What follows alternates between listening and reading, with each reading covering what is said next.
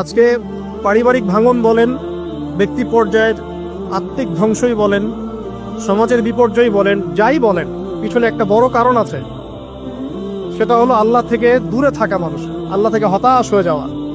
আর এই কাজটা শয়তান করিয়েছে মানুষকে আল্লাহ থেকে দূরে সরানোর জন্য।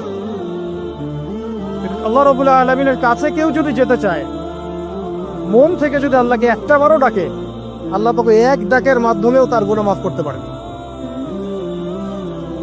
দুজন ব্যক্তির ঘটনা পড়লাম। একজন ব্যক্তি প্রচন্ড রকম আবেদ, প্রচুর ইবাদত করে। আপনারা জানেন ইবলিসও কিন্তু আবেদ ছিল, ইবলিস কিন্তু প্রচুর ইবাদত করেছে। এখন ওই ব্যক্তির একজন বন্ধু ছিল, এটা বনু ইসরাইলের ঘটনা। তো সেই বন্ধু পাপী ছিল, বিভিন্ন কবিরা গুনাহ করত। আর এই আবেদ ব্যক্তি বারবার তাকে নসিহত করত, গুনাহ ছেড়ে দাও, তুমি পাপ করছো, গুনাহ ছেড়ে দাও।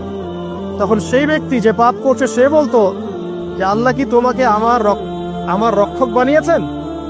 আল্লাহ কি তোমাকে